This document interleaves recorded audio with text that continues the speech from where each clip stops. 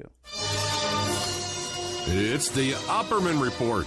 Join digital forensic investigator and PI Ed Opperman for an in-depth discussion of conspiracy theories, strategy of New World Order resistance, high-profile court cases in the news, and interviews with expert guests and authors on these topics and more. It's the Opperman Report. And now, here is investigator Ed Opperman. Okay, welcome to the Opperman Report. I'm your host, private investigator Ed Opperman, and this show is brought to you by emailrevealer.com. You can go to emailrevealer.com and get a copy of my book, How to Become a Successful Private Investigator. But also, too, if you think your spouse is cheating on you, any kind of infidelity, you can give us their email address. We could trace it back to online dating websites and catch them cheating online. Okay, I got a really big show for you today. Something I'm really excited about. This is something I've been trying to get going for you for a long, long time. We have Davida Kelley, who today is this gorgeous model. She's on Model Mayhem. She has her own website called DavidaKelleyFans.wix.com. She's on, I think it's called My Model Place is another site she's on. Incredibly beautiful woman. And she grew up in the cult, the Children of God, that's also known as the Family. Her father was David Berg, I believe, and we're going to double-check all that in a minute. So we're going to be hearing this whole story about her life in the cult and also to her life now. So, Davida Kelley, are you there? Yes, I am. Thank you. Thank you so much for coming on the show. I really, really appreciate it. So tell us about yourself. Who is Davida Kelley? I am currently residing in Virginia Beach, and I have been a professional model and part-time actress at self-employed for like the last 2 decades. And I have a great website, an adult website, and there are PG sections to it too. And like you mentioned, it's DavidaKelleyFans.wix.com. And I have, most of my fans are all military because it is a free website, and so I'm really happy that it was the creators of the site have all been fans of mine, and they made this site for me. And I said, it's a lot of pictures, but let me capitalize on this by making it a free site. And so I'm proud to share it with the military, who are my biggest fans, because it's a great site, and I like to interact with them and engage with them as well. So it's a great site to keep the troops entertained, for instance, and I'm proud to be the model for them. Okay, and about 6,000 pictures or something you have, right? Oh, at least 8,500 and counting. We're not done yet. That's half of the picture. Yeah, some crazy amount of pictures. Yeah, like it's amazing, and it's a lot of stuff like adult content, fetish content, and stuff like that. Latex, that kind of stuff, right? Yes. And my fans come in and order custom content from me. So they say, "Oh, I love you in this picture. I want more fetish content of this." Or they'll order it for their spouses at home, or their spouses will order for their husbands who are deployed. And it's pretty amazing because they want to enact or imagine how they want to get a visual of that. So I provide that for them and shoot their content, and then they order content and they get a personal Davida model all for themselves and their significant other, or just for their own entertainment. And it's pretty interesting. They come up with some really creative content on this site, extreme fetish and BDSM, which looks really amazing on camera. However, in your real love life, I am not sure how what these crazy folks are thinking. Oh my goodness. Because he's very, very amazingly artistic, and also very creative, extreme fetish, BDSM, lingerie, pin-up, all of the above. So it's quite an interesting site. Do you ever feel guilty that these guys are supposed to be shooting at the enemy and bombing people and stuff like that, but instead they're looking at your website? They are shooting at the enemy and bombing people, trust me, okay? And in the word of a fighter jock, out of his own mouth, he said the only thing better than bombing the crap out of the enemy is coming back to the ship and being able to get an update from your website. And that came from a captain, F-18 captain said that. I'm like, well, thank you, sir. Amen to that. So when they're done bombing the crap out of our enemies, they get to come back to the ship, and they get to be entertained by my content. Well, there you got it. Davida Kelley is a patriot. She's a patriot out here and doing her part for the war effort. Okay. Amen. So, And you make a full-time living from doing this now? It's not a full-time, no, but it does occupy most of my time.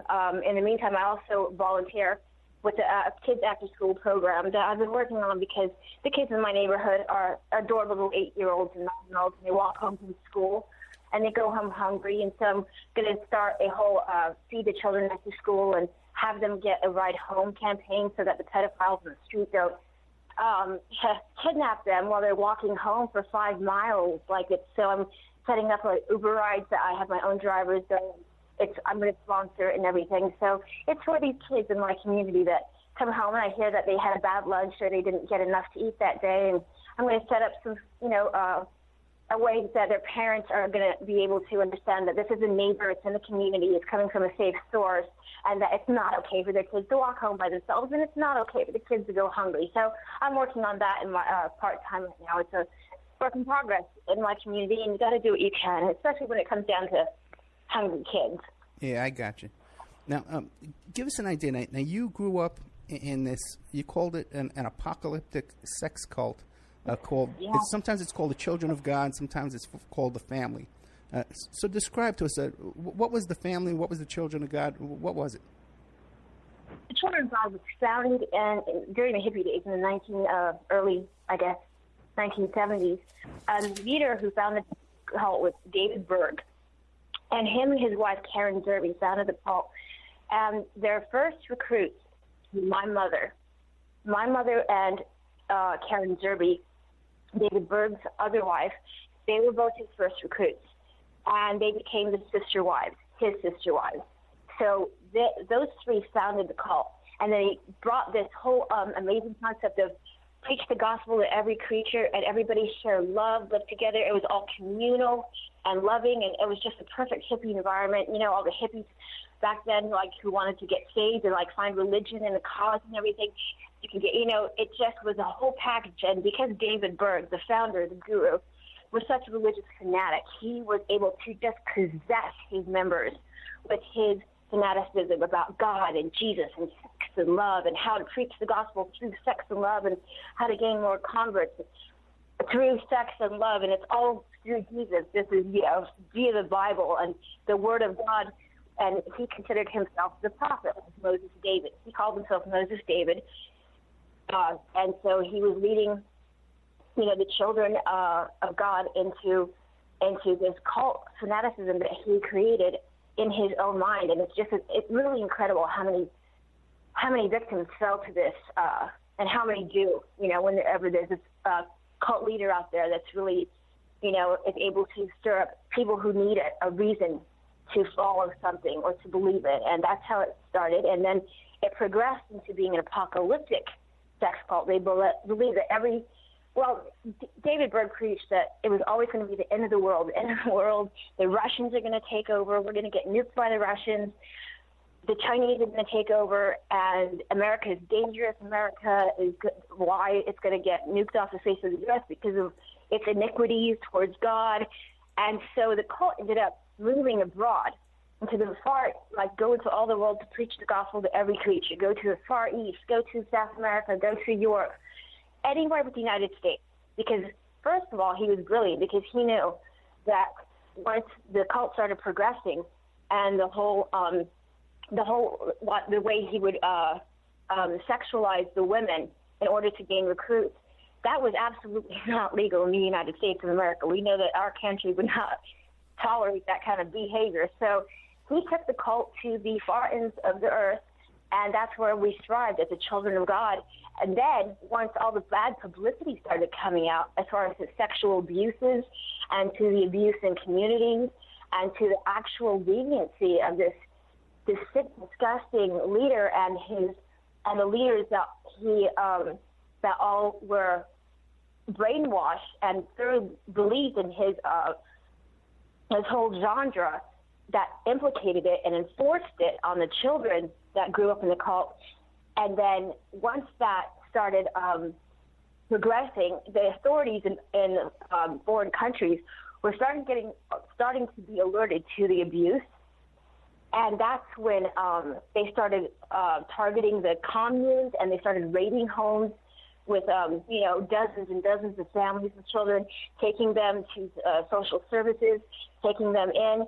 And that's when they had to start cleaning up their act. Okay, sorry, we're not, prostitutes for Jesus anymore. Now we're missionaries. So they needed to the family to have it, make it more of a missionary lifestyle name. No, we're not prostitutes for Jesus and the children of God anymore. Now we're missionaries. So they kept switching up their name. They went through several names. It's the Family International, and they always under the whole guise of being missionaries and doing humanitarian aid work. And in the meantime, the abuse did continue, just not to the extent because they were getting in trouble for it. And, of course, the leaders at the top the entire time were just, keeping their whole rap undercover and just denying it. And the abuse was still going on in the sects that were the leadership sects, whereas the actual missionaries who were on the field doing the actual work weren't. They were receiving the abuse and the fact that they weren't allowed to have secular jobs. You're only allowed to beg for a living or sell religious content, like our own posters and videos and anything religious that they were allowed to sell. Or you can go, and sing at restaurants and do busking or go in subways or go and beg at stoplights and ask for charity, but you're not allowed to have a secular job. So these poor people are suffering under this dictatorship that's telling them how you have to follow God and follow Jesus, and then you have to give 15% of your money, of your hard-earned money, whatever it is, every man, woman, and child, to the cult guru so that he can thrive. And mind you, growing up with the guru, okay, and he was not my father. My father is Alfred Kelley, which is my biological father. However, in the cult, because it is a polygamous sex cult, my brother, Rick Rodriguez, and I were both my mother's legal children. I'm my mother's biological daughter, and Rick, my brother, was Karen Jerby's biological son. And yet we were both legally adopted brothers, not adopted, legally brother and sister because of the travel that we had constantly, relocating from country to country up to every 6 months, just to keep the secrecy of our of the cult network that so that the authorities wouldn't be alerted to us.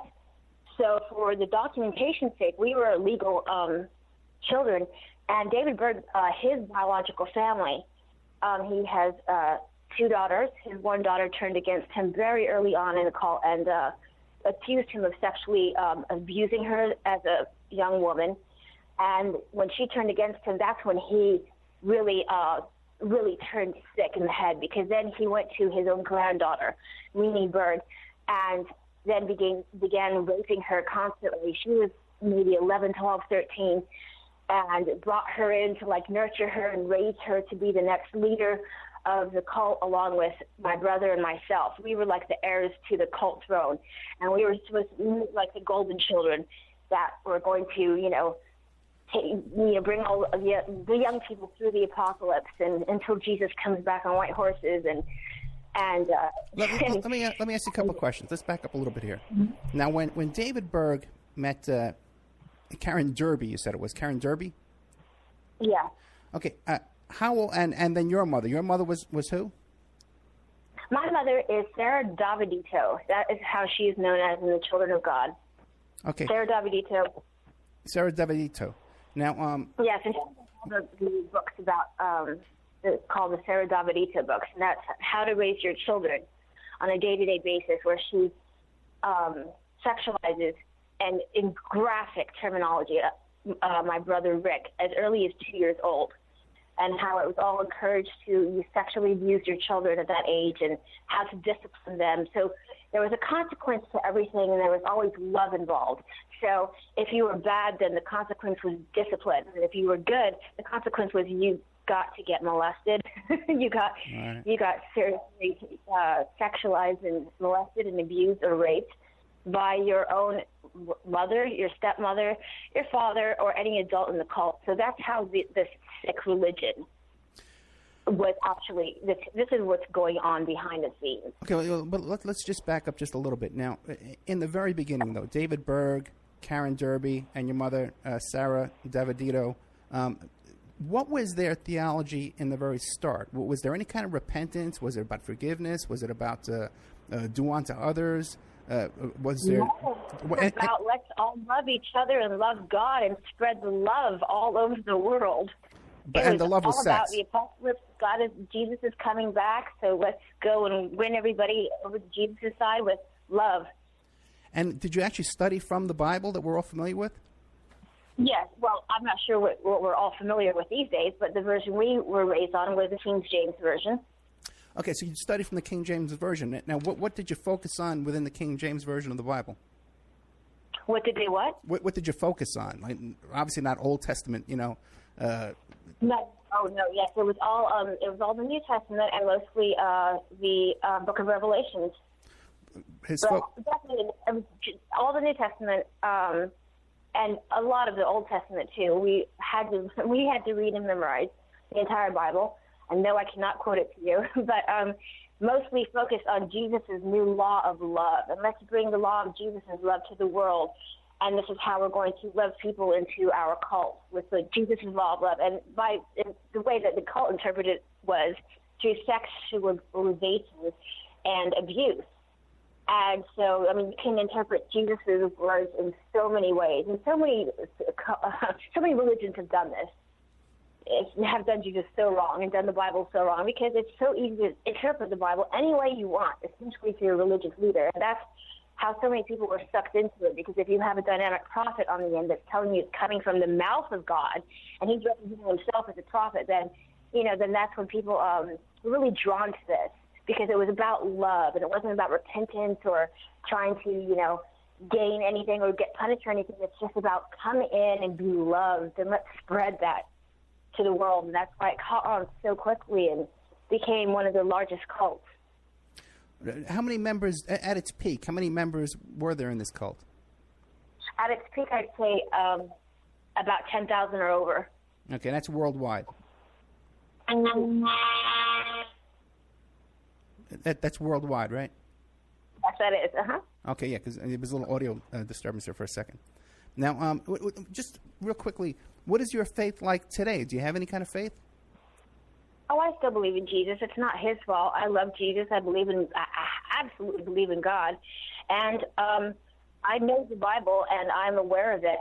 I just am also aware of the fact that religion tends to interpret itself in so many ways, and everyone takes it into their own hands to try and interpret it to other people, whereas true religion is just knowing and being aware that of course there is Jesus. Of course there's the Muhammad, and of course there's God. Of course there's angels. But it's a matter of being intelligent enough to know how not to fit that into a religion and try and dictate or brainwash people into the version of what kind of God or prophet you believe in.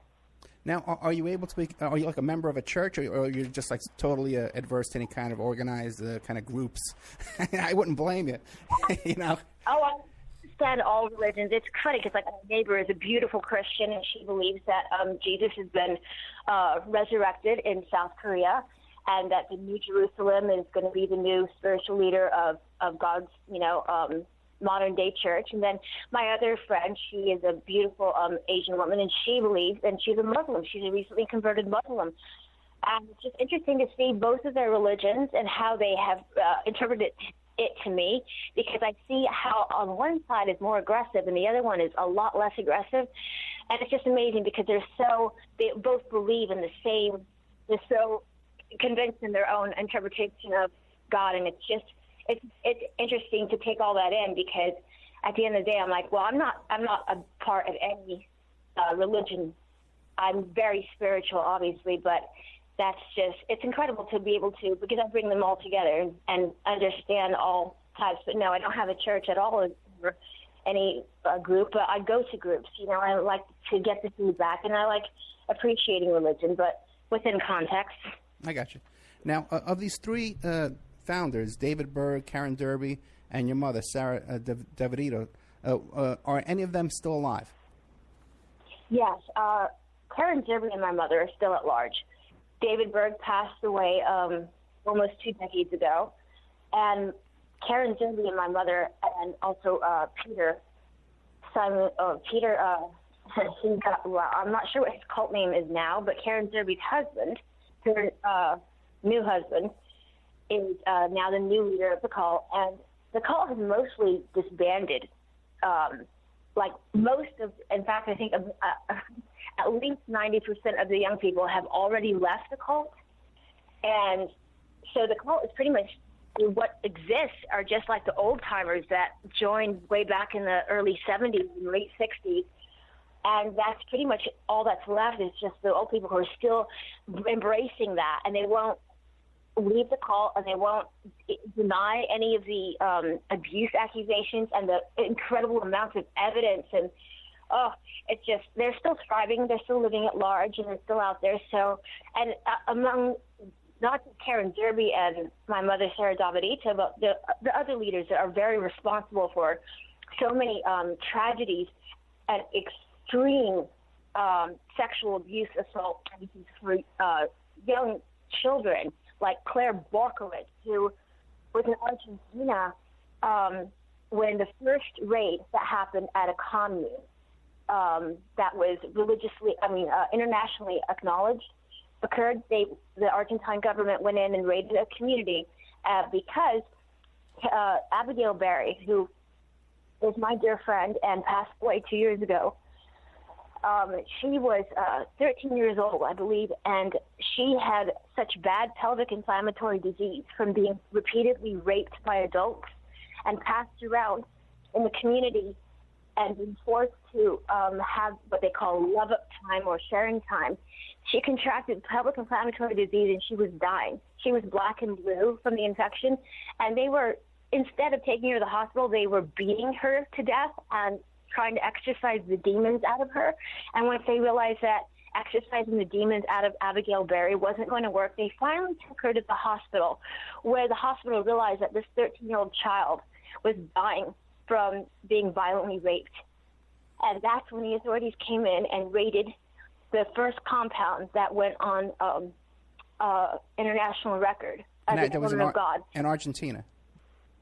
In Argentina, yes. And Claire Borkowitz was the leader there, and she was the one that forced the children, namely Abigail Berry, because once Abigail Berry recovered from the hospital, she came forward on her own and confronted the media and told the media exactly what happened. So she was really the first heroine that came forward and exposed the cult for the abusers that they were, and she almost died as a child and then came back to be an incredible lawyer. She came to the United States and was able to get in contact with some relatives, and she ended up being, she was an attorney in New York, worked for one of the biggest firms, and was just so successful and brilliant. And it's really just to think that, you know, our abusers are still out there living at large. It's really, it just, you know, the statute of limitations has, you know, long been gone, but like look in the case of Bill Cosby with all his abuse victims. They're all coming forward, and like they're not all making this up. Nobody wants to make this stuff up. And the evidence is there. It's just a matter of the fact that these abusers are still out there thriving. Okay, let me ask a couple of questions. Now, you're saying that a lot of the old timers, the original founders that are very old now, are still active in this. Do they have like a website? What is the name of the cult? What is it called today? I believe it's the Family International today. And do they have like a website? How do they recruit people? Oh, I don't think they're recruiting people anymore. I think what they're doing right now is they're just living off of their sponsors. They're recruiting sponsors. They're not recruiting people to join them as missionaries. They're not going out and preaching the gospel or trying to recruit any more followers. But now they're just recruiting sponsors and people who want to donate to their charity and finance them as missionaries. That's what they're doing. Do we know where they're living today? Well, I believe Karen Zerby is all over the place, but she could be in the United States. My mother lives in Costa Rica. She likes to visit Texas all the time because she has a grandson now, and she's full of regrets. But in her words, she can't remember, and she's so sorry. So some of these people, like, because because the cult is disbanded, then they are living wherever, but pretty much probably if they are in the United States, it'd be great because they really need to be banned from here. I don't know that we want to sick them on any other country. I don't think any other country deserves to have them, but they definitely do not need to be in our country. Now, do you still have any contact with them, occasionally talk to them or email or anything?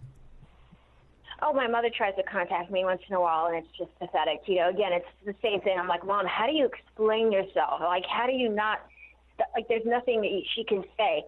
And it would be interesting if she ever did come up with a sincere apology, but her sincere apology will always be, honey, I'm so sorry. I just don't sorry. I'm like, that's incredible. What a great, we'll just use that for every criminal case. You know, I'm sorry, I just don't remember all the decades and decades of abuse that I inflicted on thousands and thousands of innocent lives. I know it can all be a big blur, but imagine you just don't remember. That's just great. I just can't believe that's her word, and she's sticking to it. And that's the way the leaders of the cult are still reacting to this day. They said, we apologize if there were any incidences in the past. We don't promote those anymore. We're a completely different cult now, and we don't remember, blah, blah, blah. So it's really a matter of deny, and, if it did happen, it's absolutely pathetic because these people, I mean, they need to be it's too late for them to get locked up because they're all getting really old. But, I mean, they have to somehow not be able to be thriving as the abusers that they always were. And they're not going to continue abusing children now because they're too old. There's no more children left for them to abuse. So it's just this disgusting fact that they still live at large. And, they're easy to track down. Somebody will figure it out. We could ask the Russians. Ask them. Well, I could find them. I'm a private investigator. I could find them. You know what, Davida, I forgot to tell you when we were doing the little pre-setup for the show, is that there's a commercial break at the half hour. Okay, so it'll be coming up in a couple of minutes. It's 4 minutes and 56 seconds long. You won't be able to hear it. I'll have you on mute like we did in the beginning, and we won't be able to talk during the commercial either. So it's coming up in a minute. So now we're with Davida Kelley. A good website to visit for all this is called xfamily.org.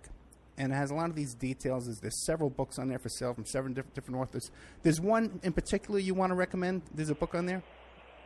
Yes, Not Without My Sisters. It's just an incredible day-to-day account through a child's eyes, who's now a really blooming adult. And she wrote the book, Juliana Buring and Celeste Jones, her sister.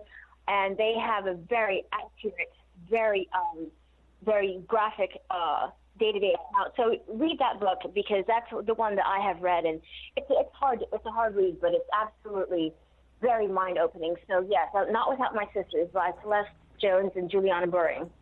Okay, great. So they can go to xfamily.org. Davida Kelley's website is davidakellyfans.wix.com, and you spell it DAVIDAKELLEY. And there's also a Model Mayhem page and all kinds of stuff. So we'll be right back after these messages with more of Davida Kelley and the story about the family and the children of God and the whole. We're going to get into a lot of details on this. We'll be right back after these messages.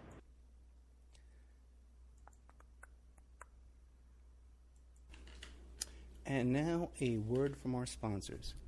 Did you know that 30% of all people on online dating websites and personal ads are either married or in a monogamous relationship?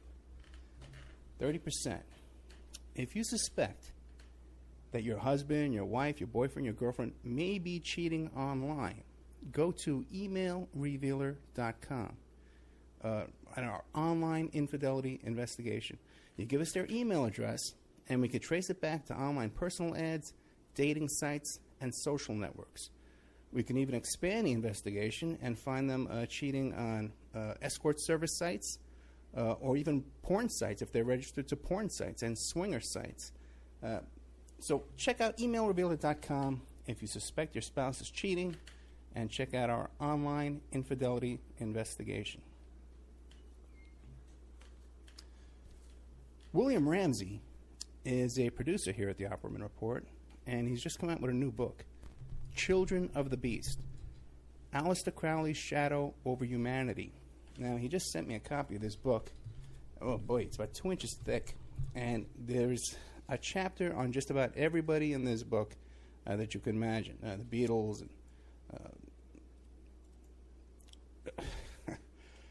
and Jack Parsons, everybody's in here. It's incredible.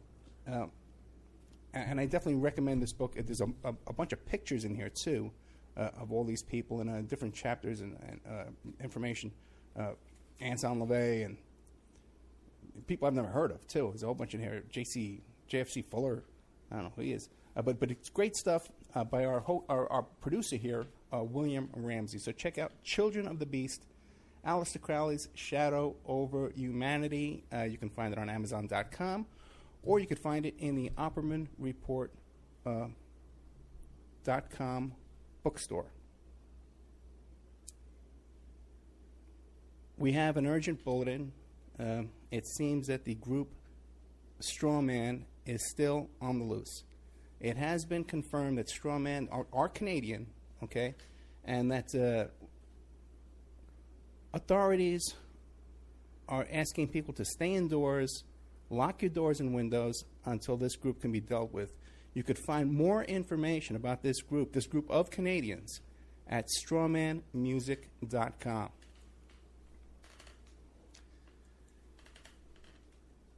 You can have your ad played here. Okay, we're looking for sponsors. Okay, in fact, we desperately need sponsors right now to take this show to the next level. So you can have your ad played here, read live, like I'm doing now, so artfully. Or we can even work up a little jingle for you with some music and stuff like that and play it here. You have no idea how inexpensive it would be to have your ad played on the Opperman Report on 7 stations.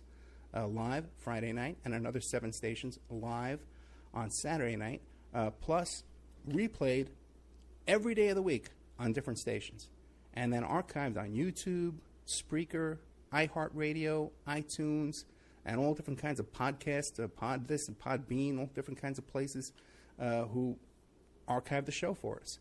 And on those archives, your ad would play indefinitely, forever.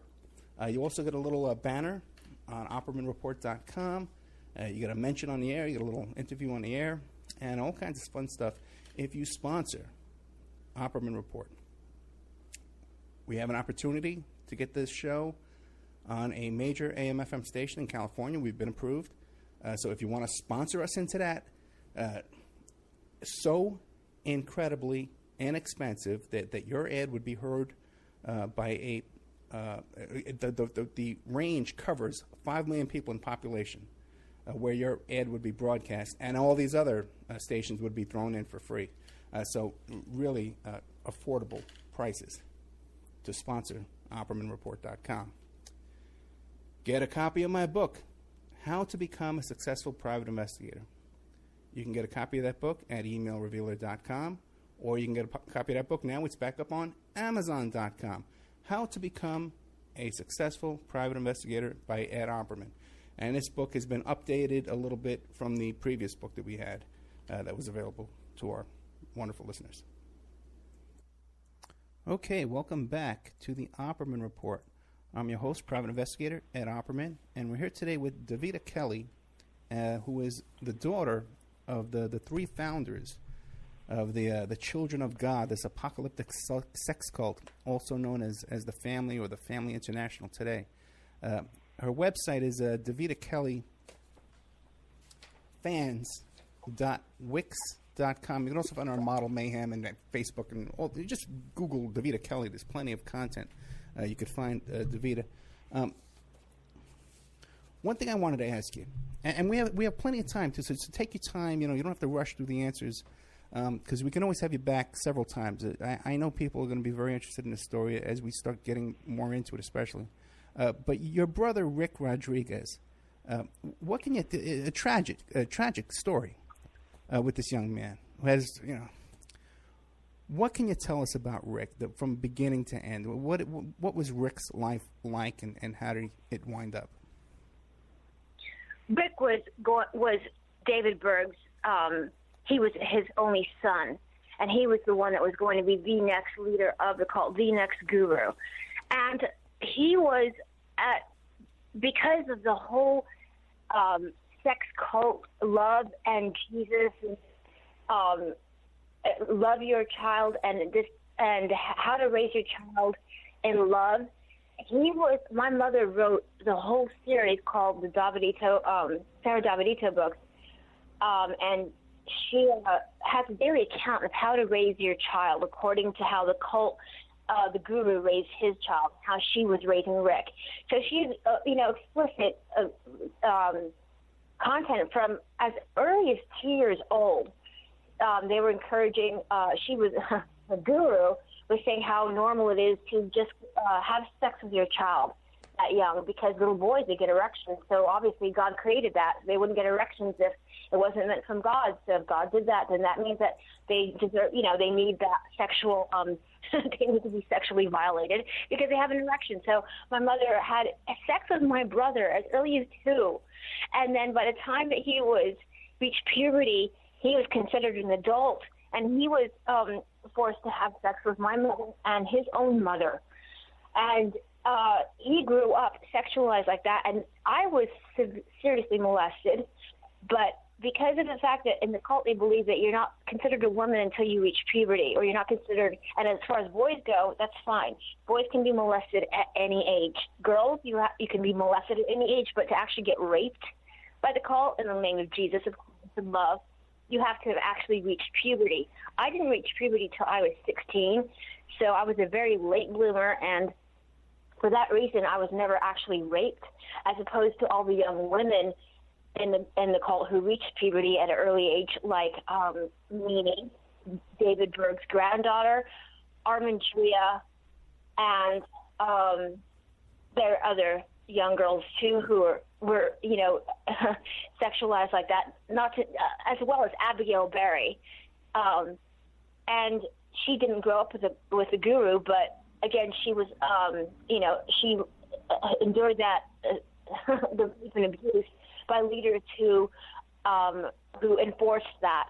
And as boys, they were allowed to be sexualized and abused as early as however early they could get an erection at. So his entire childhood, our entire childhood, was physical, mental, and sexual abuse on a constant level. Let me ask you this as now. well as expectation to be the next guru. So he had all that pressure on him. And the entire cult did not know or were aware of that he was being sexually abused at home. They had no idea. So this is all coming from a very dark place, because he's supposed to be the leader of the cult, is completely brainwashed and has no idea that our parents were abusing us sexually at home in the meantime. Let me ask you this. Now, as far as age-wise goes, who was younger, who was older, you or Rick? Rick's older. Rick was older, okay. And you two were brought up as brothers and sisters in the same home? Yes. Okay, now, in this home, it was you, Rick, David Berg, Karen Derby, and Sarah Davida, just you as a, what would you call that? What do you look at the nuclear family? That was your nuclear little family together? Oh, it was a nuclear family, but we had a whole community. We had up to, at the smallest point, like when we had to travel, there would be maybe 20 or 30 members with us. Okay. We had a whole entourage. We had a security. We had people who could speak other languages. We had real estate investors. So we had a whole community, and then once we established a community in whatever foreign country, then we would bring in more members into the secret society that we, as a nuclear family. But it was never just us. Oh, we had a whole team always with us. This is the leaders of the cult. So, yeah, it's a compound that we always lived in. Okay, but even within the compound, though, did your family live in their own little housing unit, or was everyone just lived wherever they wanted? Oh, we had many housing units on each compound, like up to dozens of. In the Philippines, we lived there for about 7 or 8 years, and we had like one community which had 5 different houses on it, and we had up to 100 staff. We call them staff, who were there to be trained by the cult. And everybody has their own rooms and stuff, but everything's shared. So it's like nothing is personal, okay? Everything is shared. It's all open to everybody and to everyone is everything, but it's just living in luxury, but in a commune where you don't go outside the walls. No contact with the outside world. Okay, but let me ask you this. Within the walls, yeah. Now, you and Rick, did you have your separate rooms? Did you have your own rooms as little kids? No, we everybody always slept together. It was just it's not separate rooms at all. It's a community. It's a commune, and it's a sex apocalyptic commune. Right. And so everybody sleeps together. Whoever wants to sleep with you or next to you or with you, that's how that works. Nobody had any privacy at all. Oh, that's what I was trying to get my mind around. So now it was the brothers and sisters was just you and Rick, though, right? Yes, Rick has a sister, Ketchy Berg, or Ketchy Zerby, because her father also was another father from a different dad, just like Rick's father was. He doesn't even know his own father. He never did. He wanted to find him. Ketchy may or may not know her own father, but Rick's biological half-sister is Ketchy Zerby, and she's also Karen Zerby's daughter. Now, when you kids were growing up, you'd wake up in the morning. Did you have chores? What did you have to do? Of course, there's chores. It's a huge commune you're living in. First thing is always devotion time. You always have to read the Bible first thing in the morning and sit around and have devotions. Make sure you pray to Jesus, and then have some love-up time. And then you go about your chores and fulfill your chores, and then you go about your Bible studies. And what about education? What other kind of schooling? Math, history, anything like that? Basic education is all that was required. Not required. It was just suggested. If you can get basic education, yes, every child in the cult is intelligent because we can all read and write in at least 5 different languages. So, but at the same time, we do not have the experience of ever even having, well, maybe to the extent possibly of a GED equivalency, but beyond that, schooling, it was condemned because it was considered worldly, so it was all vocational. Once you could absolutely read and write and do your basic mathematics, then from then on it was all vocational because they considered education to be absolutely unnecessary.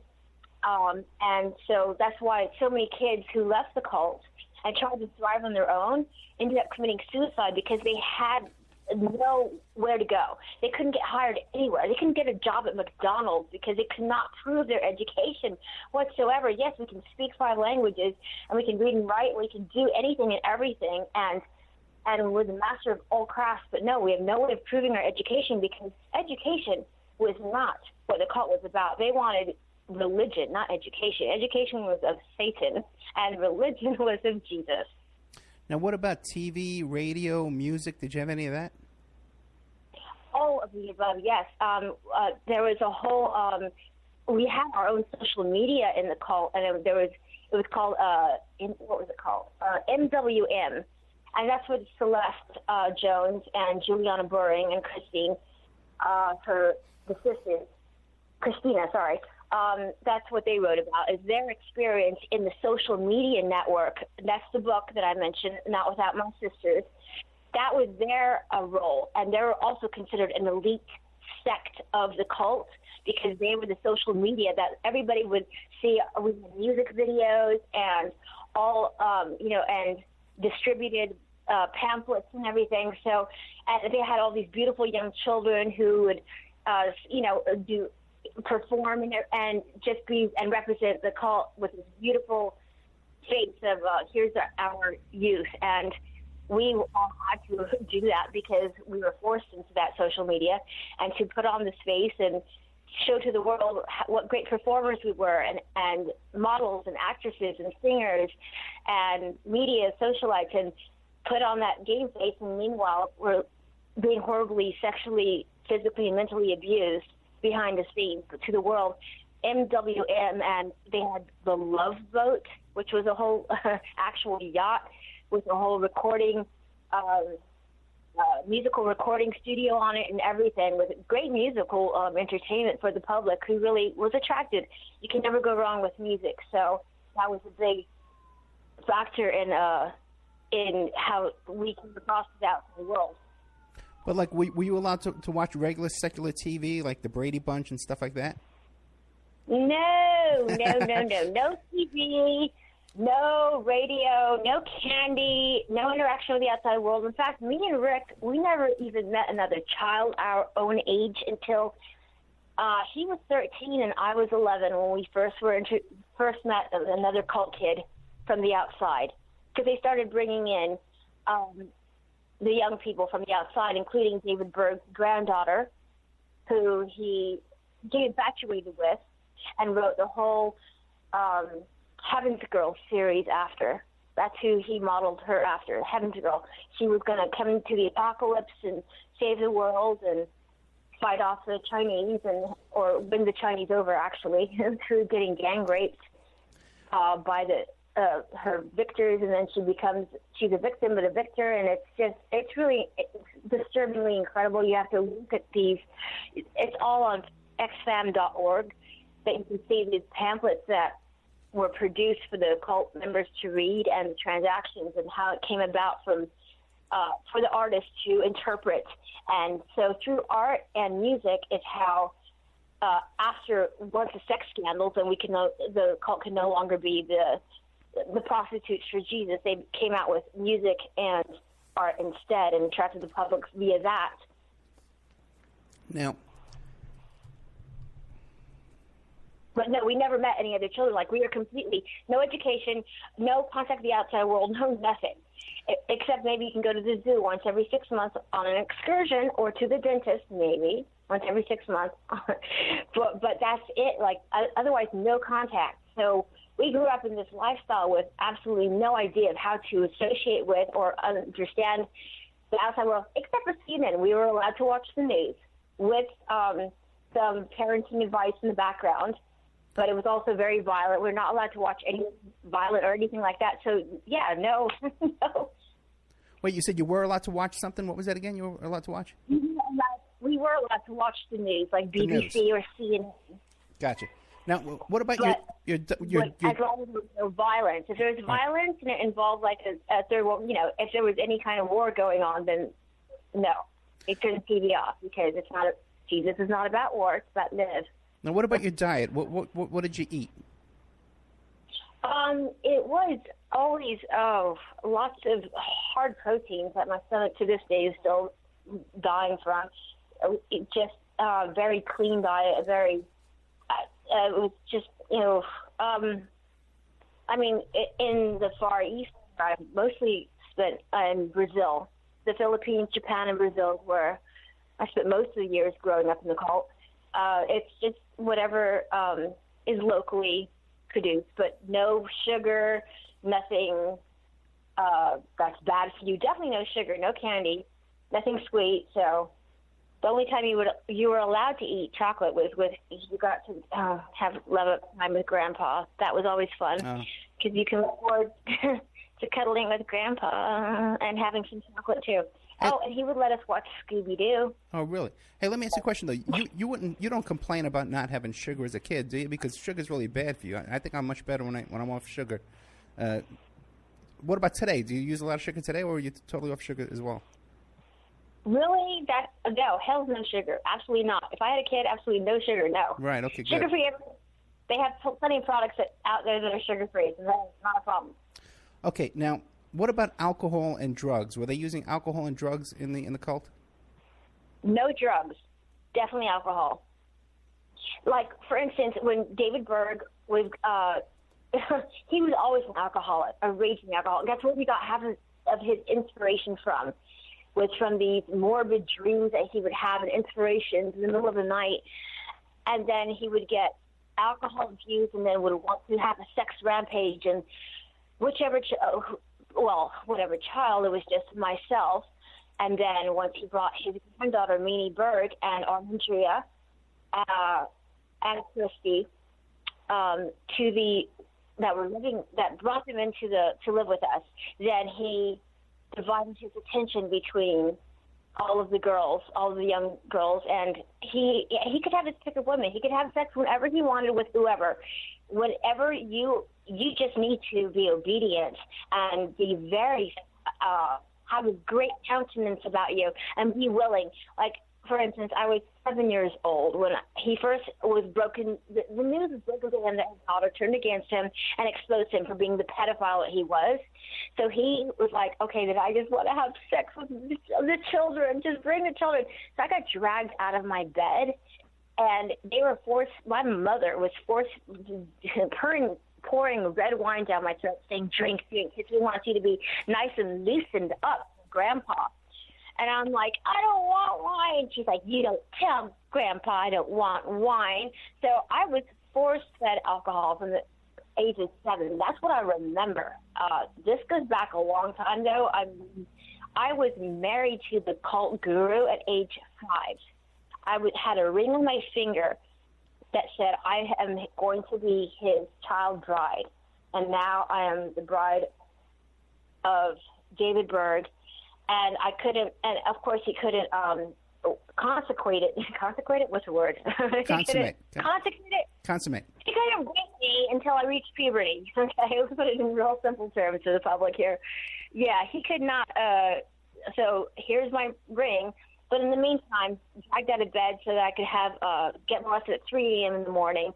And so then when I was like crying about like, don't force me, please, don't make me drink this, and don't make me have sex at 3 a.m. And we're used to late anything, but this is really disturbing because he was hysterical about his daughter turning against him in the media. So then at that point, that's when his granddaughter replaced me, Meanie Berg, and she willingly took on being his sex slave granddaughter, and she had reached puberty, so she was repeatedly raped by him under that circumstance and that particular during that time. Okay, let me ask you some questions. Now, you said you were force-fed alcohol as a child. Did this cause any kind of alcohol addiction to you or aversion? How did you react to that as an adult? As a young adult, it was an aversion. Not an aversion. As a young adult, I was disgusted by it. But then it was almost like it was later on in life. Like I have had, not with alcohol. It's like, how would you say, like, with the survivors from our group, we suffer from such bad PTSD that we need either to be treated or to be mentally capable of dealing with our issues. So I go through phases where sometimes I will fall off the wagon, or if I don't fall off the wagon, like I'm always functional, I'm always on point, I'm always never, I don't miss a photo shoot. I will always accomplish my purpose. But yes, we get depressed. That's what it is. It's anxiety and depression because we've been raised with the fear of if you are good, you get to be rewarded by getting assaulted sexually. And if you are bad, you will get horribly beaten and abused and put in isolated situations and corrected.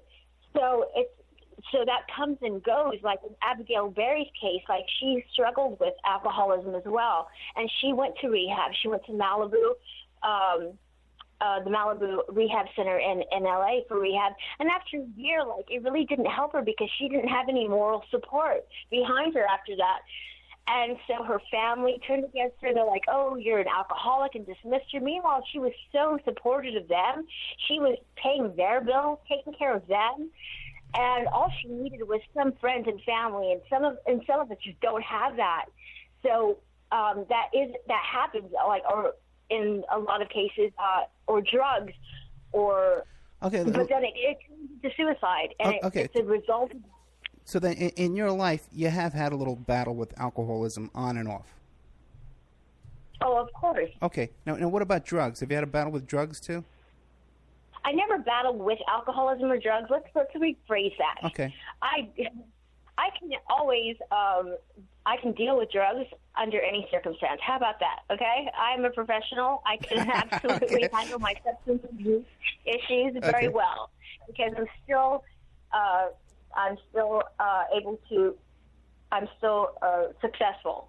Okay, so when you're not successful and you're dealing with abuse situations, then that's when you need help. But if you're still successful and you have PTSD problems, which is a huge issue, not just amongst cult survivors, but military survivors, there's, of course, there's going to be tendencies and issues, but as long as you're productive, let's put it, then yes, if you have substance abuse issues, that's fine. As long as you can recognize them and, either you can do them or you can't, but as long as you're aware of it and you know what your limits are, then that's the big decision that us adults make. Okay.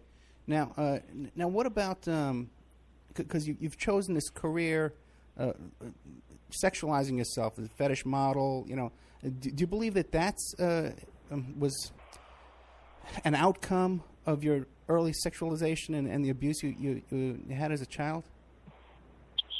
Yes, and I'm grateful for that in a really disturbing way, because I did not have a college education. I did not have any education.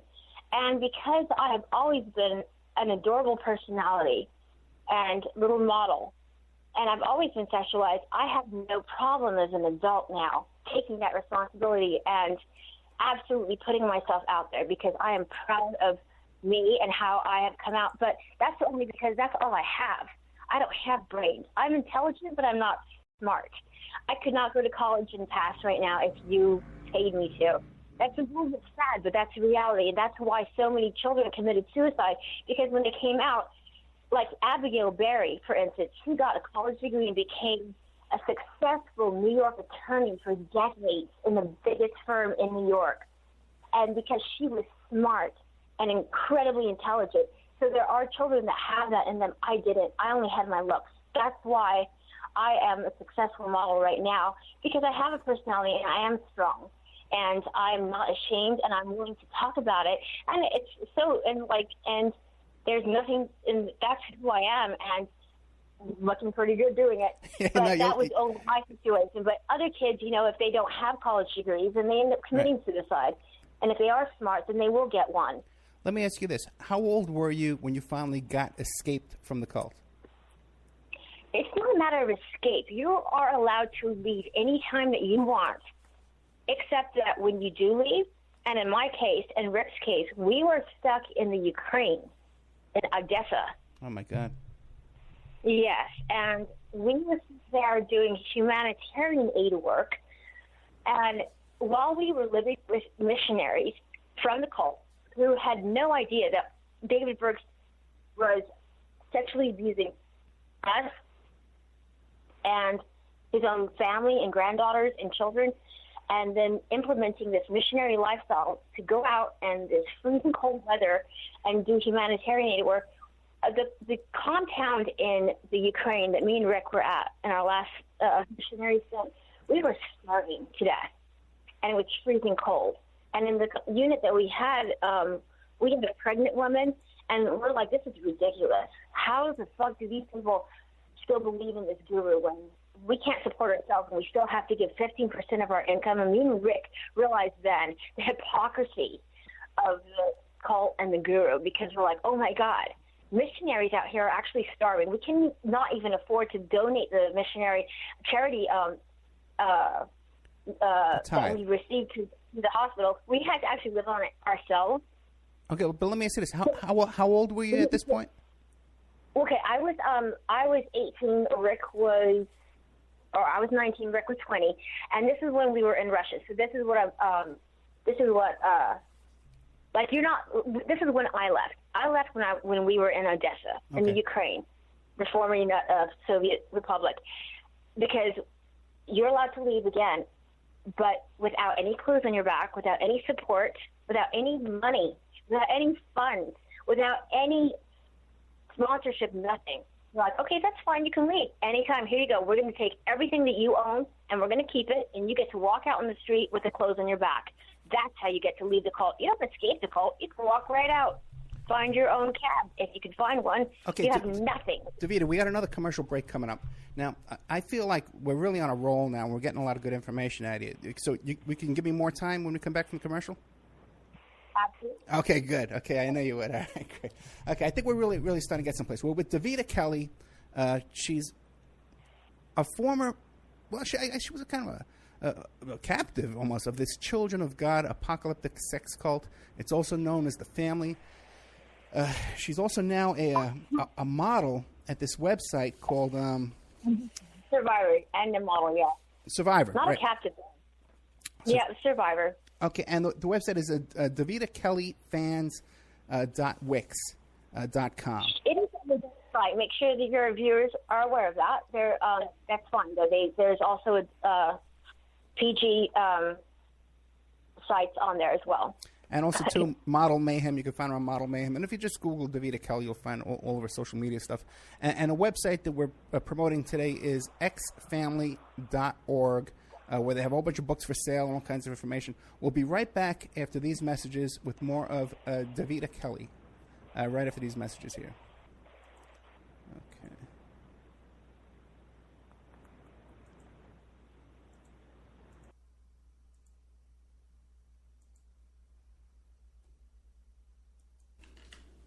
And now a word from our sponsors. Did you know that 30% of all people on online dating websites and personal ads are either married or in a monogamous relationship? 30%. If you suspect that your husband, your wife, your boyfriend, your girlfriend may be cheating online, go to emailrevealer.com. And our online infidelity investigation. You give us their email address, and we could trace it back to online personal ads, dating sites, and social networks. We can even expand the investigation and find them cheating on escort service sites or even porn sites if they're registered to porn sites and swinger sites. So check out emailrevealer.com if you suspect your spouse is cheating, and check out our online infidelity investigation. William Ramsey is a producer here at the Opperman Report, and he's just come out with a new book, Children of the Beast, Aleister Crowley's Shadow Over Humanity. Now, he just sent me a copy of this book. Oh, boy, it's about 2 inches thick, and there's a chapter on just about everybody in this book that you can imagine. The Beatles,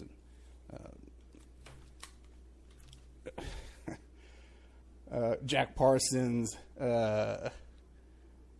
everybody's in here. It's incredible. And I definitely recommend this book. There's a bunch of pictures in here, too, of all these people and different chapters and information. Anton LaVey and people I've never heard of, too. There's a whole bunch in here. JFC Fuller.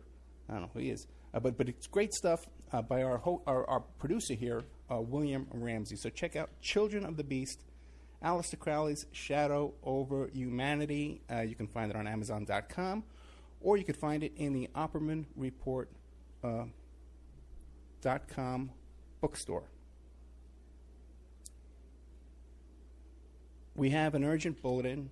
It seems that the group Strawman is still on the loose. It has been confirmed that Strawman are Canadian, okay, and that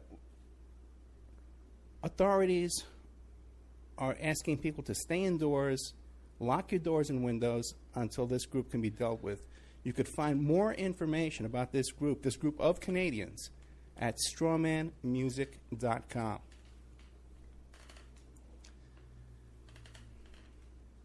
You can have your ad played here. Okay, we're looking for sponsors. Okay, in fact, we desperately need sponsors right now to take this show to the next level. So you can have your ad played here, read live, like I'm doing now, so artfully. Or we can even work up a little jingle for you with some music and stuff like that and play it here. You have no idea how inexpensive it would be to have your ad played on the Opperman Report on 7 stations live Friday night and another 7 stations live on Saturday night, plus replayed every day of the week on different stations, and then archived on YouTube, Spreaker, iHeartRadio, iTunes, and all different kinds of podcasts, Pod This and Podbean, all different kinds of places who archive the show for us. And on those archives, your ad would play indefinitely, forever. You also get a little banner on OppermanReport.com. You get a mention on the air. You get a little interview on the air. and all kinds of fun stuff if you sponsor Opperman Report. We have an opportunity to get this show on a major AM/FM station in California. We've been approved. So if you want to sponsor us into that, so incredibly inexpensive that your ad would be heard by the range covers 5 million people in population where your ad would be broadcast, and all these other stations would be thrown in for free. So really affordable prices to sponsor OppermanReport.com.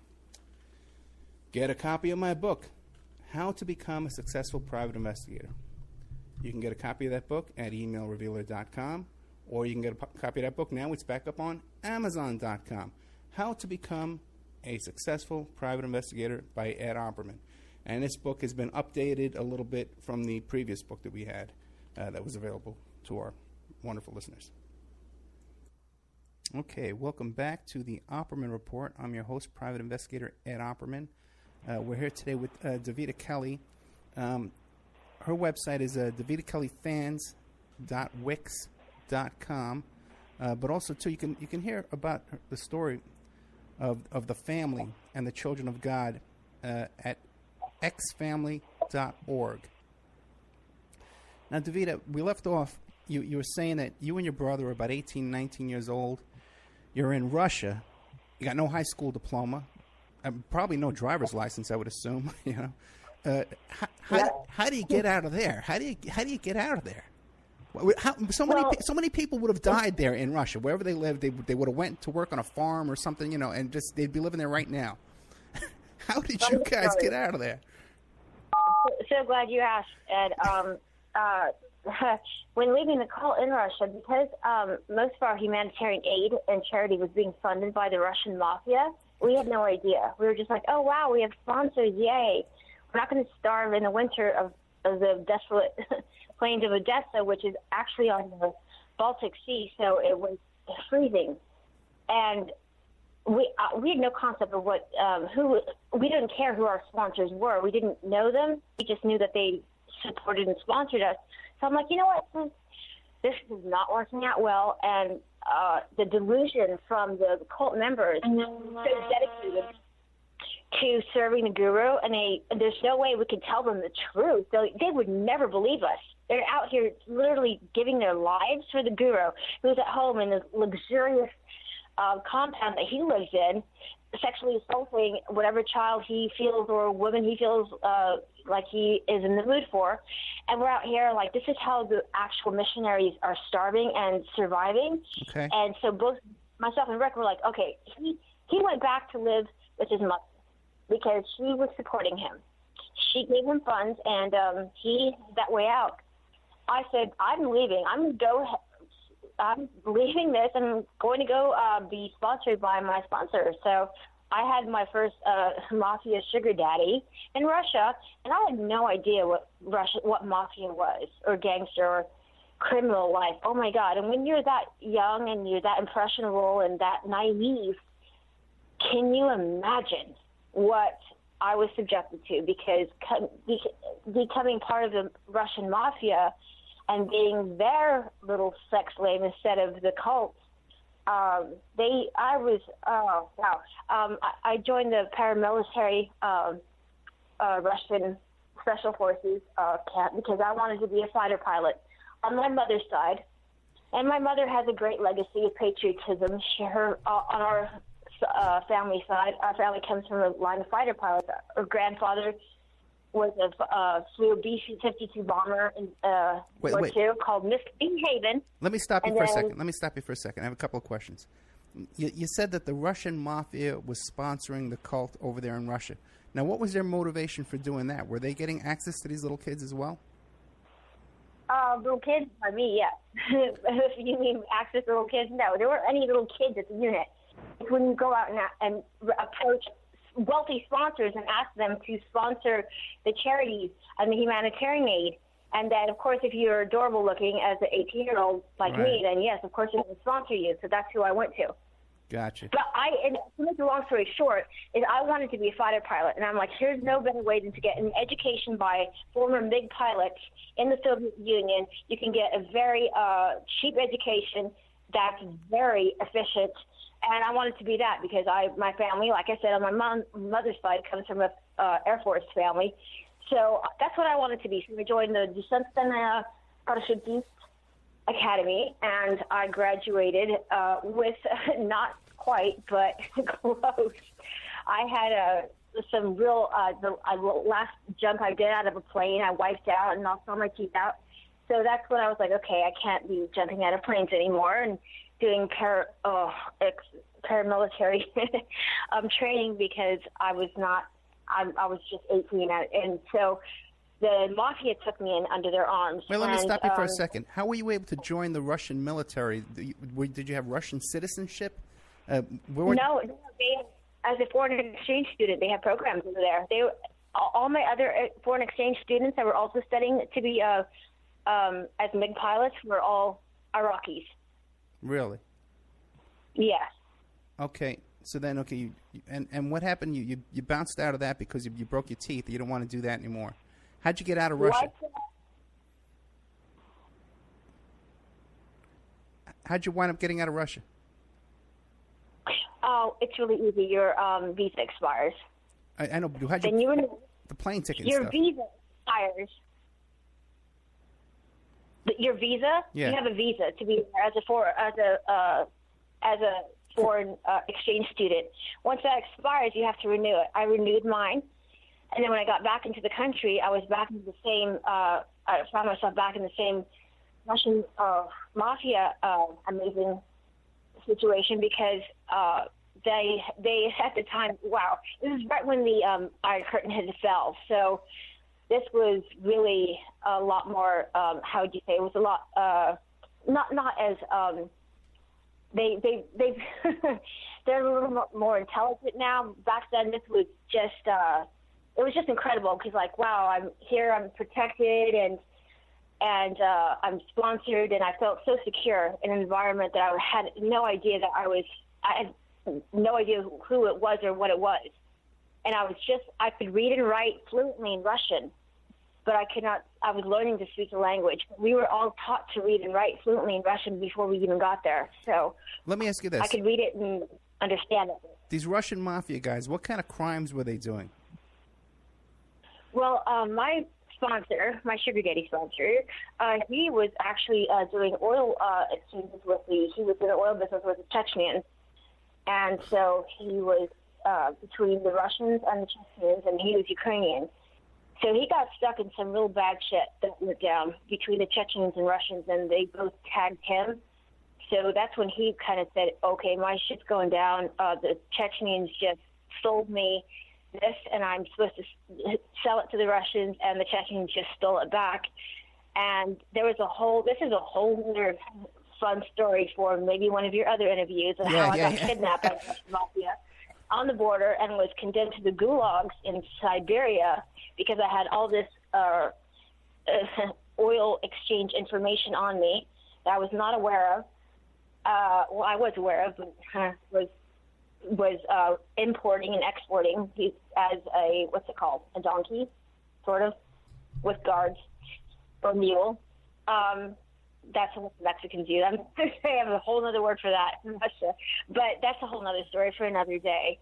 But in the meantime, I got caught up in that, and that's when he said in Russian to me, "Надо быстро ехать." That means you need to get the fuck out of here. Okay, what's your language? Right now. Believe it or not, we can't curse. Okay. Now, let me ask you, okay, but now, how did you want, because your visa expired, but how did you afford the ticket to get out, and where did you go? Where did you stay when you got out? What did you do? Oh, the Russian mafia got me my ticket out. Okay. It's actually the Ukrainian mafia. Sorry. Oops, let's not get our mafias mixed up here. The Ukrainian lords at the time, they paid for my visa out, and so I got a nice stamp on my visa that said, you have expired and you are not allowed into the Soviet Soyuz for another decade. So that's how I got out. And then I came to the United States, and I arrived in New York.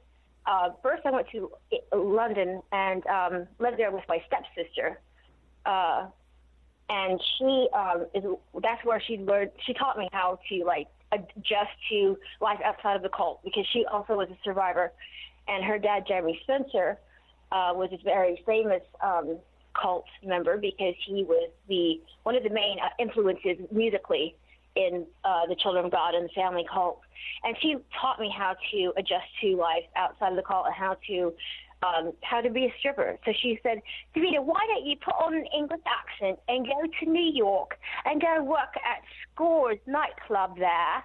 Scores nightclub, which is a famous nightclub. Yeah. What year were you working at Scores? Mm-hmm. Well, she said, go over there and dance with him and put on an English accent, and the Yankee boys will love you. I'm like, I don't know anybody in America. I don't even know my own family. I don't know my relatives. She's like, it's all right. Go over there and pretend you're from London. Tell everyone you were born in Maidavale. They'll all know that, because that's where the Beatles have their studio. So go over and get you a job at Scores, and they'll absolutely hire you. And that's what I did. I went into Scores. I was 19 and said, I'm Kelley, and I would like to dance here. And I'm from London, and I got hired. What year was that? Oh, Lord. We're talking, let's see. I arrived in the United States when I was on my 22nd birthday. So... Oh, my God, we're talking 2 decades ago. Thank you very much, Ed. I feel so mature. So that was the 90s? The 90s, yes. And how long did you work at Scores? How many years? A decade. Okay, all right, we got to talk. Okay, now let me ask you a question. Now, okay.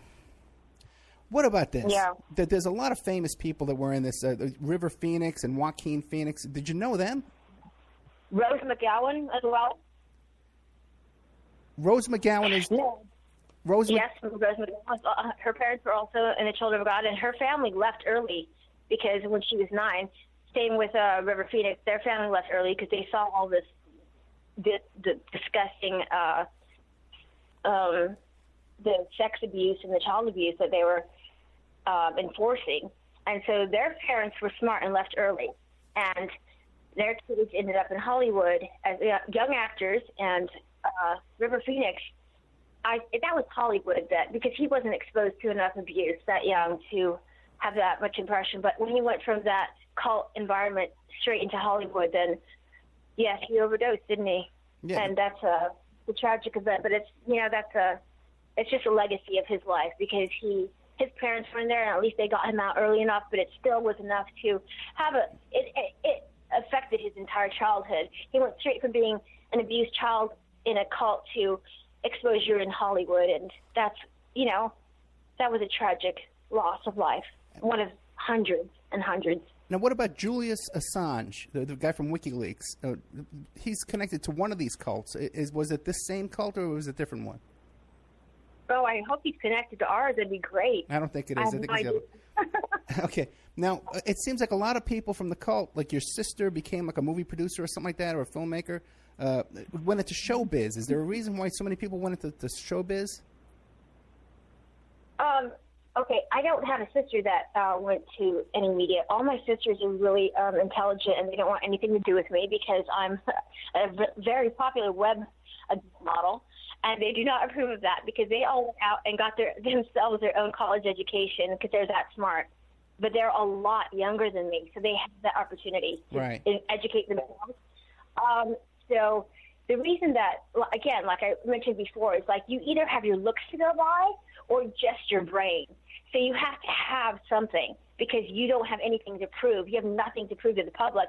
So you either have to prove to the public that you are intelligent enough to absolutely get this job on Wall Street or in a law firm because you can absolutely outthink and be brilliant enough with your proof of education that you achieved after the cult once you got out, or you're not smart enough to be able to do that in my case. So you have your good looks and you've got some great genetics. My mom was a Dallas Cowboy cheerleader. I do have to give her props for that, for being genetically involved, but otherwise I didn't have any. That's it. That's what you have to go by. So that's why people, tend to go through the entertainment and route. And if you're recognized as a as potential, then yes, you will get recognized. But otherwise, then you don't. And then what are you going to do? What options do you have in life? Now, I don't know if you're familiar with the recent controversy. There's a gentleman that goes by the name today of Zen Gardner, who I guess he's kind of like a New Age kind of a guy, you know. And he was part of the Children of God. He just came out and admitted that he was part of the Children of God as their PR person, but he never witnessed any kind of molestation or anything. Are you familiar with that whole controversy? No, there's a lot of, no, absolutely not, because there's so many imbeciles out there that are like, oh, this never happened. For instance, with the Children of God Lost and Found, that was a documentary that Noah did about the family where he, and it was on, we were featured at Sundance. Right. Years ago. And we got ambushed by the Children of God in their Children of God bus. And one of the abusers, who happens to be one of the leaders of the cult, he came up and he's like, oh, well, I don't remember seeing any abuse in that situation, in your situation, Davida. I'm like, yeah, except that you didn't see any abuse in my situation. But he was the leader with Claire Barkowitz in Argentina when they raided the home because Abigail Berry was dying in the hospital from being raped, from the rape abuse and her punctured uterus. So he's like, oh, I never saw you get abused, so how do we know you're not lying? I'm like, wow, you never saw me get abused, but yet you're the thing. This is what I'm saying. This is like there's a whole bunch of imposters out there. And, of course, they're going to come forward and be like, so now he's a different part of a cult? That's interesting. I'd like to look into that. Can we talk about this after the show? Because I'd like to look into what kind of cult this new offspring of cult has just inspired, because it sounds like a really interesting, dangerous situation. It sounds like a whole new form of recruits that he might have. Because if he is like, oh, I never witnessed or saw the abuse, he doesn't have to witness or see it. It's there. Well, you just are blind to it if you choose not to see it. So that would be interesting. Can we discuss it later? Yeah, absolutely. The guy, he had a different name when he was in the cult, but he was a big shot. He was in charge of their PR or something. And now he's on the radio he's a guru. He's a guru now. He's a guru, you know, leading people to the light and the goodness and and all that kind of crap. I tell you, man. Now, okay, now let me ask you a question here. Okay, before we get to this other stuff, when you look at this whole case in its entirety, you guys are traveling to different countries. You're learning different languages. There's a lot of pedophilia, child abuse going on. How come it was that there was no Interpol or CIA? Were you guys under investigation or influenced? Interpol was always following us. That's why the unit, that's what David Berg's elite society referred to, the ones that, referred and instigated all the reports to all the members. Our unit, the leaders' cult unit, we relocated every 6 months so that Interpol could not keep up with us. Gotcha. What about? I have lived in at least 40 different countries, and I have been to at least 70. Now, what about CIA? Because you hear about these stories about how the CIA, how they're involved in blackmail using children, and this group, the Finders, had a CIA connection. Anything like that? Do you think maybe Berg was a CIA operation or anything like that possible? Please don't get me discouraged, because if the CIA seriously had that opportunity and they literally never came around to accomplishing it, then that's really depressing, okay? So let's leave the CIA to national situations, because apparently they can't deal with really serious other cult ones. That's probably not that's not their priority. But let's say that if they did have the opportunity, maybe they didn't know. Well, first of all, again, proof. Okay, there's only the survivor's proof, the victim's proof. That's us. Now they have to find the leaders, and how are we going to interrogate them? How are we going to get proof from them? Yeah. Now your brother Rick, he wound up. There's a documentary film about him where he was filming himself as a diary. Can you describe that whole situation? What went on with that? This was a point in his life where he had realized that he was representing not just himself but the entire children of God, and not just the children of God, because nobody was going to understand the truth behind the revolting abuse and the, or whether the poor little missionaries who were starving in a foreign land trying to give humanitarian aid to people but couldn't afford to because of the regulations of like how they had to pray and masturbate themselves to Jesus before going out to do missionary work. Who has time for that when you're trying to feed your 7 kids and do missionary work? That's when he realized the hypocrisy and that nobody was going to understand the truth about the children of God unless he became a martyr. Now, can you describe what he did, though? Because it was a pretty intense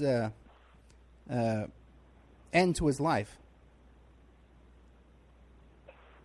Well, he clearly thought it out very meticulously because he knew that was the only way that the world would understand and know, and maybe possibly at some point all the victims and survivors would get some justice,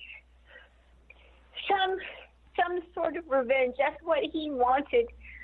And he's like, then in the meantime, nobody's going to learn. No one's going to understand. No one is going to get it. But that's why he took his own life. And what brought him to that was I had done an interview on a media show. I don't remember if it was CNN or if it was Larry King right before that, but I had done a couple of media shows, and he had come out and he said, this is my sister, and this is what we went through.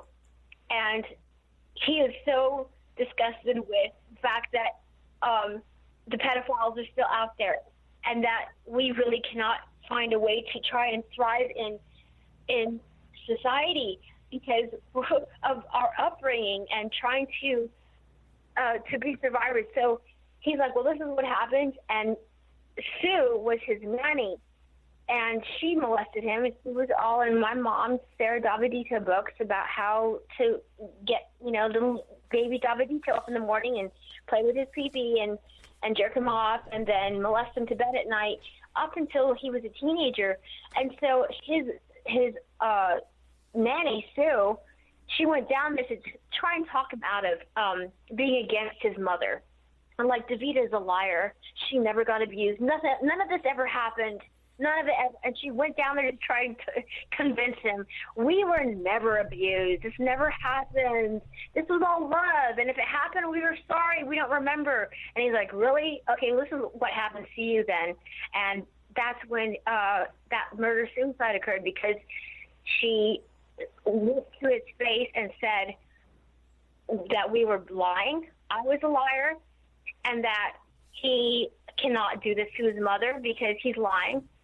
And he's like, well, this happened, and since you're not going to accept it and I cannot find my mother and I want revenge for my mother as leader of the children of God, and this is not going to happen, then if you're going to call my sister, Davida Kelley, a liar, then first of all, I have to kill you, and now he's going to kill himself. And that was his message to the world. And that was not the right message, but it was a message.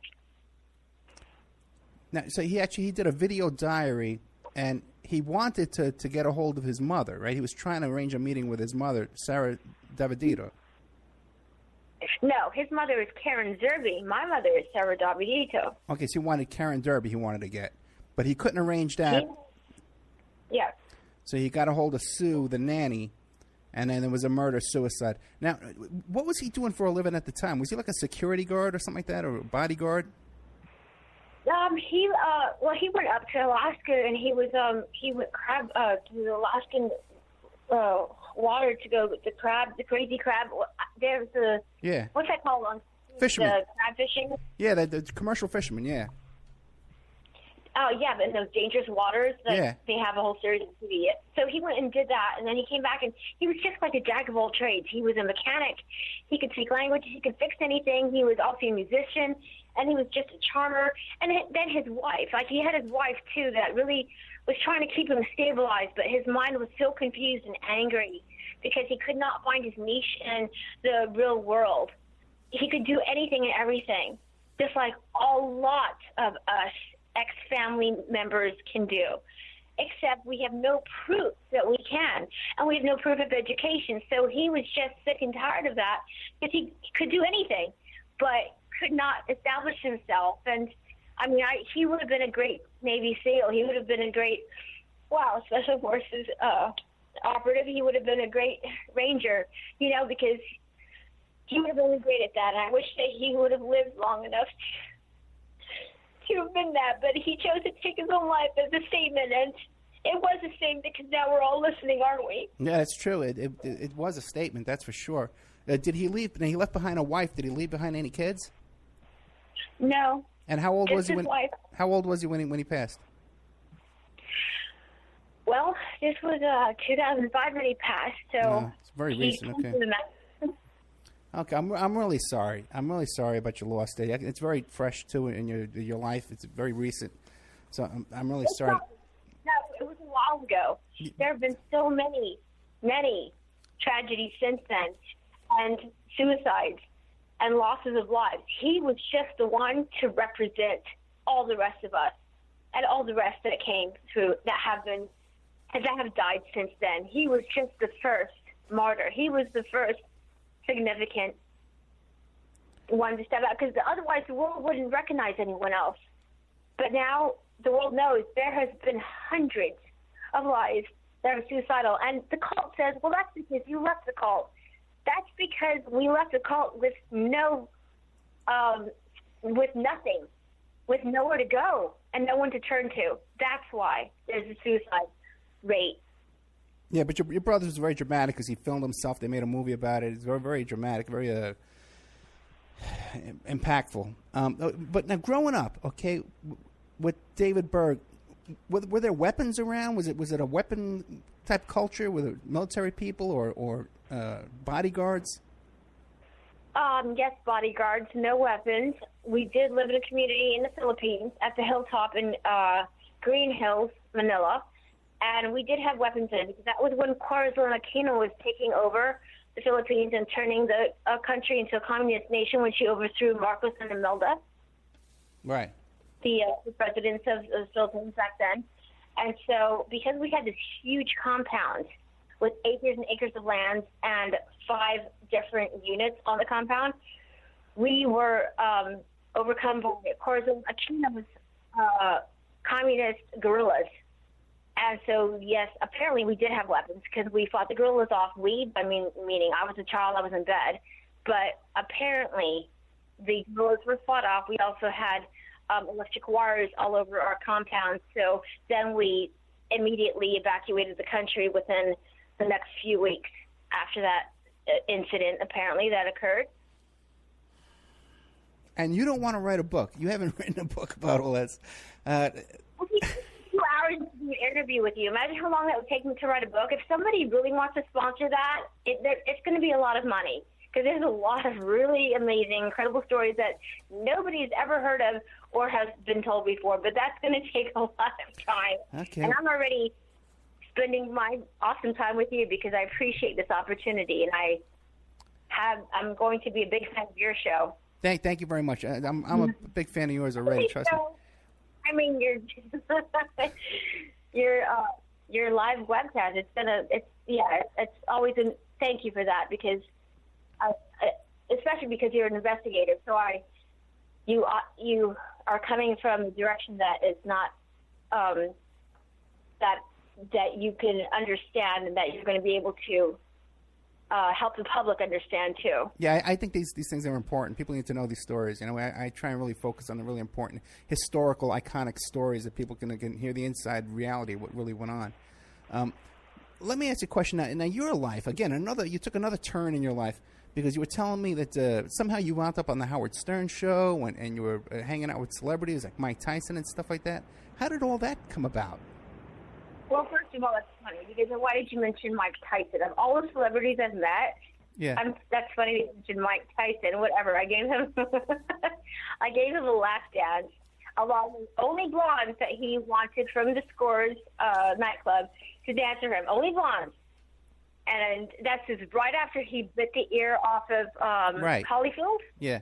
Like, he had just come in, like, his teeth are all like, still have fresh blood on his teeth and stuff. And we all had this baby, excuse me, this is the public speaking. Okay, so us strippers were dancing for him, and while we had, would you like to reinterpret this for your audience?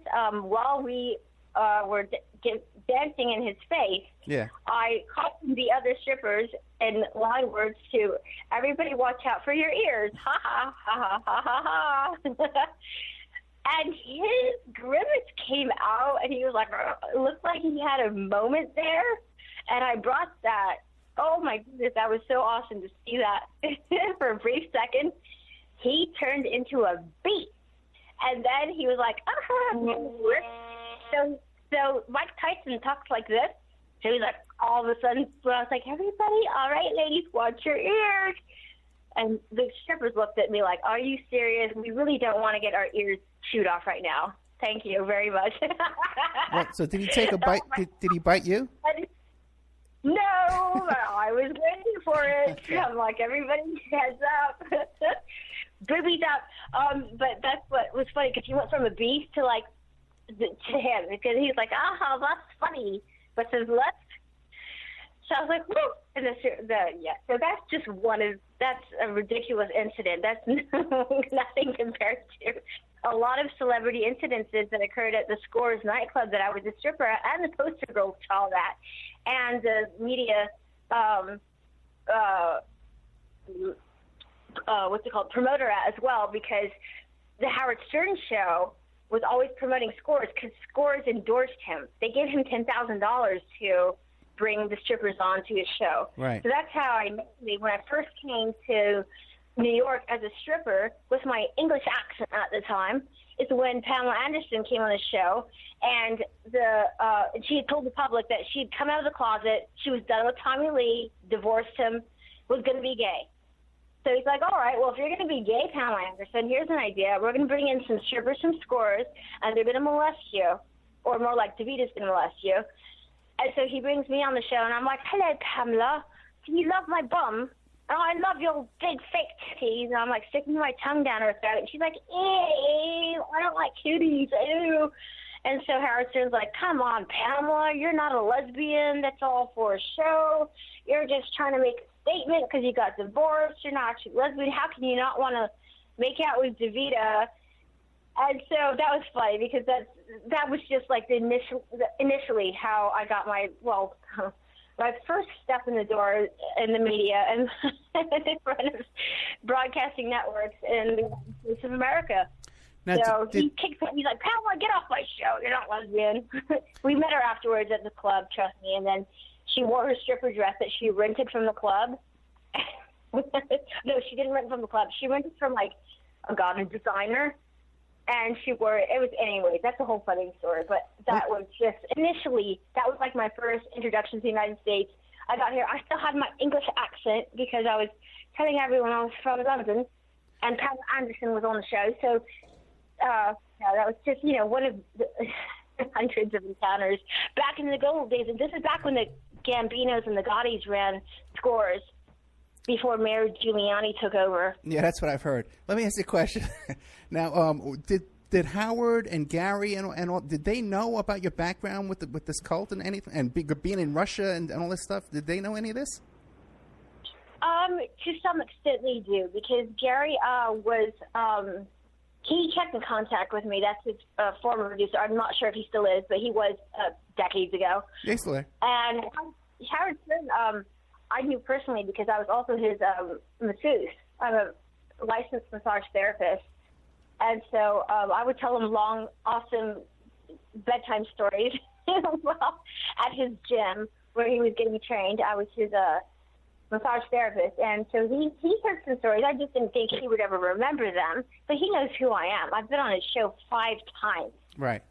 But he knows who I am. His producer knows who I am. They know who I am, but I mean, it's one of many shows I've been on, and one of many very amusing people that he's had on his show. I'm sure I was outstanding because, well, I was also an entertainer, a stripper, and and his masseuse. So he knows me. No, I know that he knows you, but did they know the whole story about the family and the children of God and being in Russia and all that stuff? Oh, I don't know if they do, but I'm sure if they knew that they would most likely want me back on their show. I'm not sure who I could molest now. Pamela Anderson's old. So, they have to pick me. At the time, okay, when you're trying to, you're pitching yourself for the show, you want to get, you never thought to pitch that story to Gary and say, hey, let me tell you about when I was in Russia and the Russian mafia had me and I had to escape with my brother. You didn't think to try and pitch that? Too soon, Gary.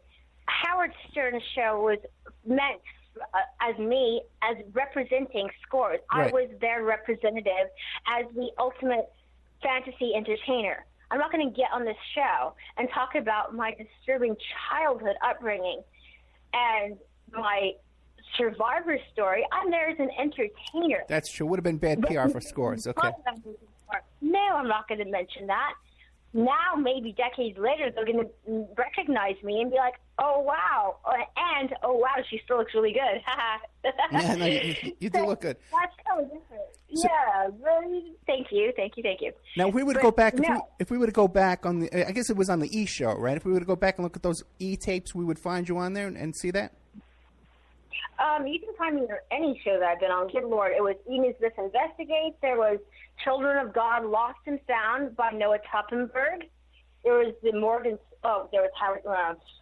Oops. Okay, I was obviously on Larry King Live too, and along with Juliana Buring. And there's plenty of shows that you can look up these interviews with that I've tried to express. But it's different because being able to talk to you over in a live interview like this is it's a little bit easier than actually having cameras and lights in your face. So thank you for that, and I really appreciate the opportunity for that because it's a little more intimidating representing like a survivor cult network that so many children have died. Yeah.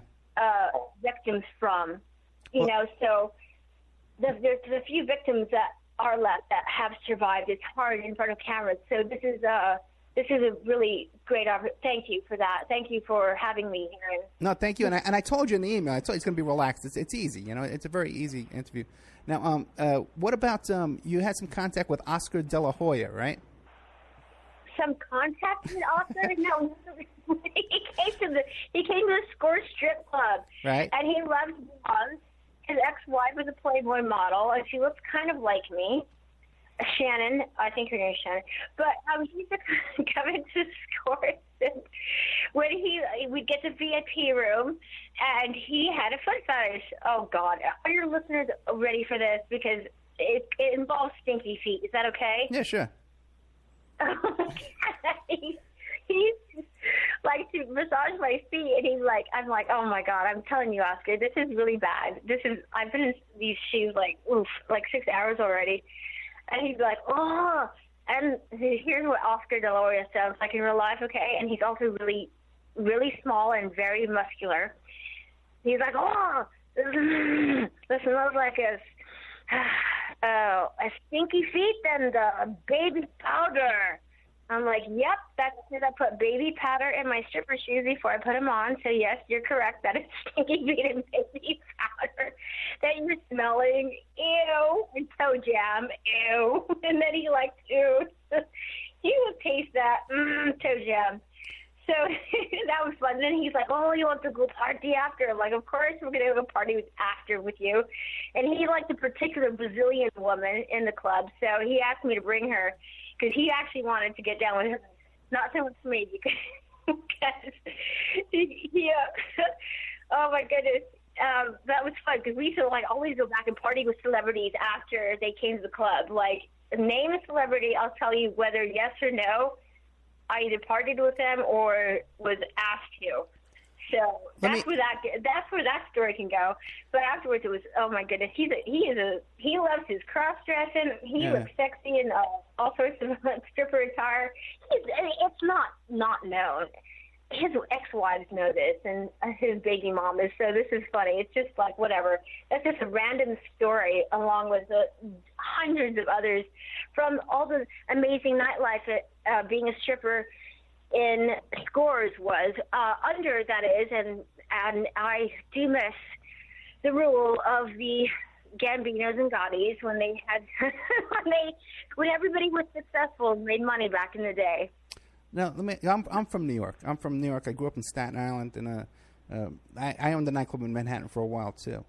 So now let me ask you a question though. Now around that time, a lot of the girls who worked at Scores, they had these membership keys to like the Plaza Hotel and stuff like that. There were like certain memberships. What can you describe that? What that was like? I couldn't know because these girls who had membership keys were probably the ones that were working the VIP rooms and making the money. Right. So while they were in there, like giving really explicit lap dances, ! I was outside interacting with the celebrities. So I have no idea what was going on in the private rooms, but I can imagine. So they were the ones that had those. I was out there engaging with celebrities and being the promotional model because you have to pay to work at Scores. Right. And back in the day, you didn't have to pay much.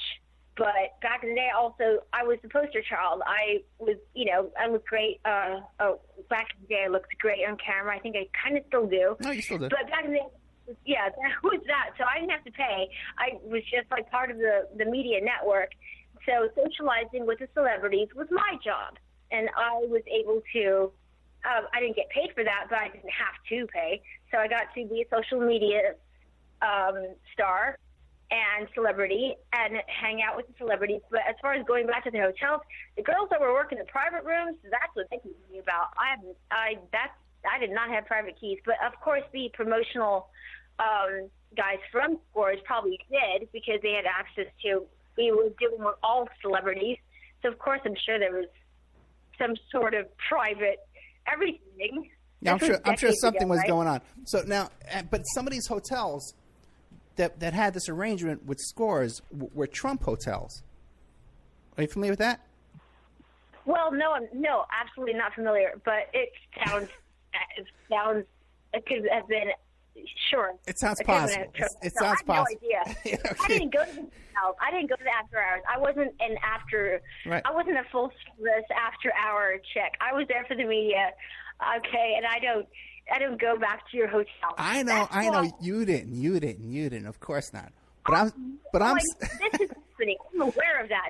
This is what all the chicks. This is how they made their money, right. And that's why they were smart enough to have the evidence for that and go to court or get degrees. But I was out front doing media, so yes, of course that occurred. I'm not sure if it was at a Trump hotel or not, but let's see. It was. If we're talking about his scandal from a decade ago, who knows? No, I'm talking about that at the time, back in the 90s and stuff like that, and when around that time when those certain names were running Scores, there was a relationship between Scores and the Trump hotels. No? I don't know about that because I wouldn't care. How would I? I'm just asking. I'm asking you. Hundreds of it's a little question. Celebrities on my little black notebook. Okay, I can't tell you which hotel I went to after our parties with. I know I partied with them, and there were other hotels that the other chicks who were actually not just going to party, but were going to just be the mistress for the night. I don't know. That sounds interesting, though. Wow, I wonder if there were. I wonder. Yeah, we'll have to look into that. I don't know. Poor Trump. I mean, what is he going to say? It's hotel. He's not going to know what went on there, right? Well, but the whole. How's he going to know? Unless, of course, he was conspiring with the Gambino guys back in the day, and I'm sure he made a sweet buck or two off of them. I'm just saying because he is an entrepreneur. and he is, an incredible businessman, which is why he wants to make our country great, right? Right, and if you're from New York, you realize that if you were in a construction business back in those days, or you had to do business with people. Oh, well, I wouldn't know because I was a stripper back in the days, honey, not an entrepreneur. You weren't as well in the construction business? No, that's okay. With all your oil smuggling and all the other activities you're up to, you didn't also dabble in building some buildings? Oh, my God. Listen, we're down to about 10 minutes. Is there anything I've forgotten to ask you that you think it's important you want people to know about? I guess what us survivors would like to know right now is, like, because of the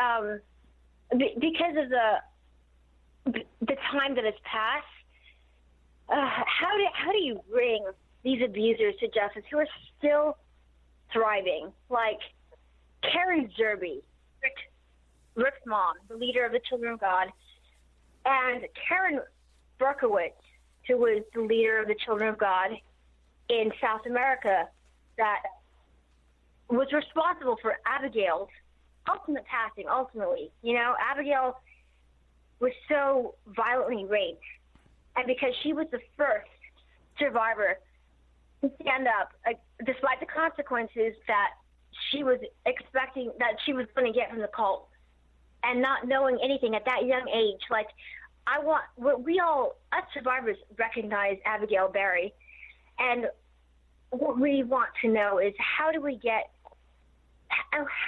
there anything,